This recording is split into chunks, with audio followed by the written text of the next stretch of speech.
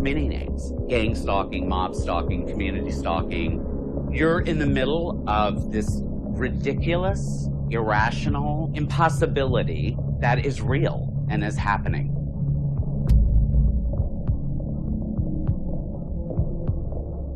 First, The Guardian revealed the National Security Agency is collecting telephone records of millions of Verizon customers. You can surveil someone through their phones, through their, certainly through their television sets. The last year and a half, he's been systematically followed by a group of people. Does the FBI use drones for surveillance on U.S. soil? Yes. New Associated Press investigation shows that the Bureau has its own little Air Force with scores of planes flying over American cities, recording video and tracking cell phone conversations. He has a man outside of his house in a hood, like basically like a hood that looks, Well, this almost sounds like gang stalking or something. Have you heard of that? Many of the things that victims of gang stalking describe are also symptoms of mental disorders. We're not having a group hallucination. This is actually something that's happening.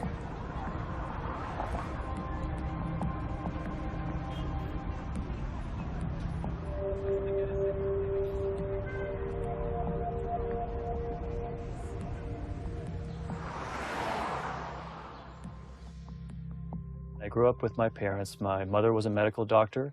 My father was a former rocket scientist turned teacher. I grew up with a desire to be a graphic artist. And then I didn't like school very much, so I joined the Navy. And I did that for a couple of years. Didn't like that too much, so I came back to LA and basically lived in Los Angeles as a homeless man, just living on the street. I had my truck with a shell, and I worked as a handyman or construction jobs that I would get. The gang stalking experience started for me when I noticed these black SUVs and other police vehicles driving slowly along the street, but they never came up to me or said anything. And then I had 7 or 8 helicopters hovering directly over my apartment, and then it goes, and it keeps happening, and it begins to dawn on me that something is going on, and this continued on.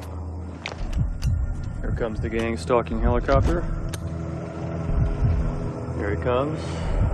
It's confusing to humans trying to understand gang stalking. Why would they do this to me? Why would they do these weird, petty little things that, you know, may even just irritate me at some moment? If you were to ask me what gang stalking is, it's a way to slowly kill people using their own decision.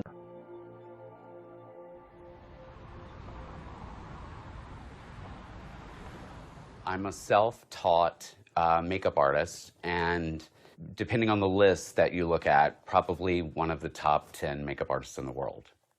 I think that just my life experience, me being around famous people all the time, what paparazzi photographers do to them, what normal people do to them if they go out in public, there'll be a gang-like reaction. This is essentially the same thing, except it's not, I didn't ask for it.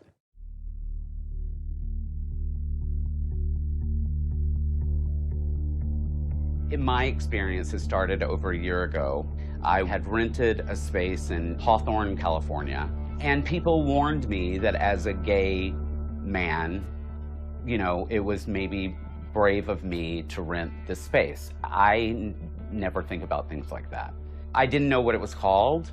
Like I said, I just thought that it was bullying. I just thought that it was, you know, people that were just like, get the faggot out of the neighborhood or whatever. When 20 or 30 cars are hazing you on the freeway, behind you, in front of you, on both sides of you, completely controlling how fast you go, whether you exit, whatever you do, this is something bigger than that.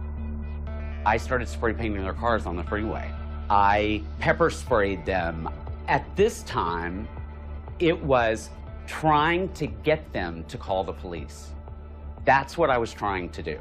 I had no other way, I felt like, other than to find out, are these people together? Are they working in this one collective group for the same reason? What they'll do to a particular person in order to stress them out is they'll hit them with the same thing over and over and over again.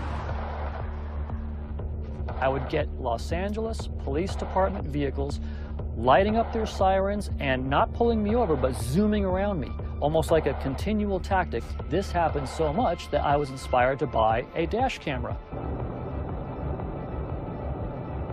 I believe it was the very next day, and it was the first time I experienced what I know now is called street theater.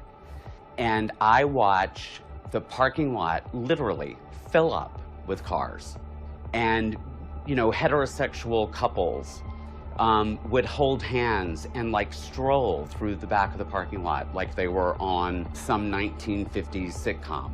People that are trying to look incredibly normal look incredibly abnormal because they're acting. It's not authentic. That was when I first started thinking, it's all of them against me. This is clearly a collective, organized, whatever is happening.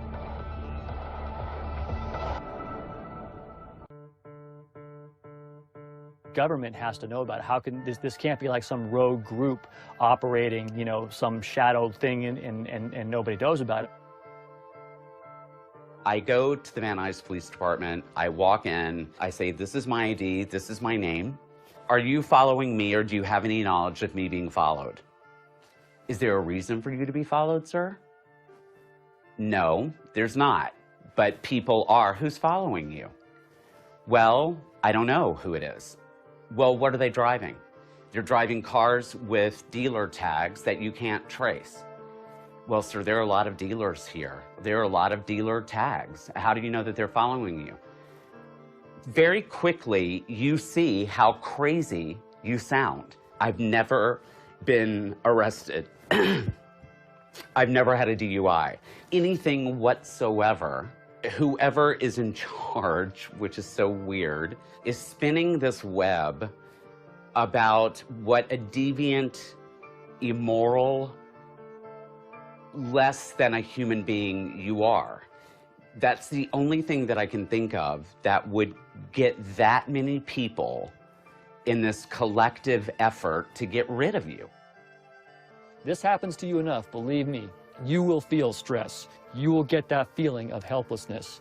This is not just like a gang of random people just doing this for, you know, like randomly or without a plan. This is procedural.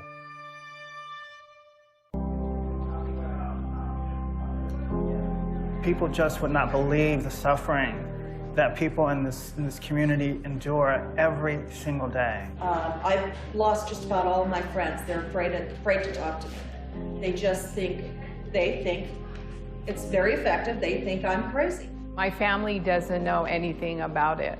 I don't say a word to them. I don't know if my son knows, and I don't want anything to happen to him. Really, the most important thing that we can do for victims is to connect them with others who understand what they're experiencing, because no one else will. And isolation is really a key weapon that these perpetrators use to bring a person down to the ground, basically. If you go to see a psychiatrist, let's say it's the first time you're meeting a psychiatrist, and you say, I'm under police surveillance, then the psychiatrist will write you off as suffering paranoid schizophrenia, and then he will give you medication. So we must assume that this is what American society believes, that all these government agencies, which normally watch over people, don't actually watch people at all. If anybody thinks that they are being watched by this government agency, then they must be crazy. It cannot possibly be true. There really is no help at the moment officially to assist target individuals. They can't go to the police, they can't go to the FBI, they can't go to Congress. There is nowhere that they can go. We are having to create the issue and also the solution. Why isn't our nation listening? This could be them. I wouldn't be surprised if most of the nation is under mass mind control.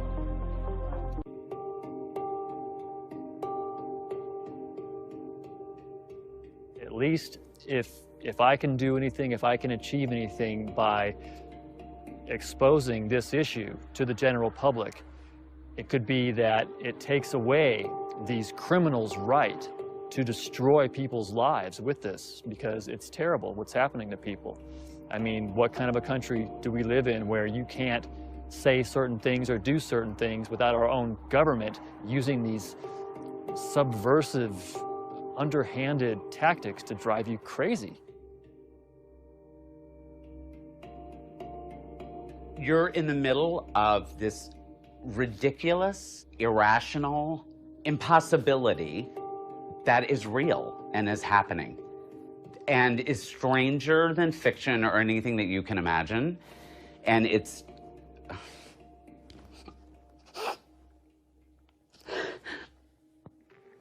just terrifying.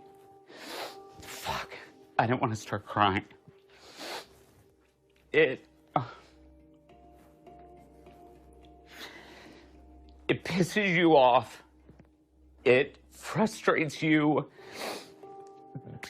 beyond anything that you can imagine. And it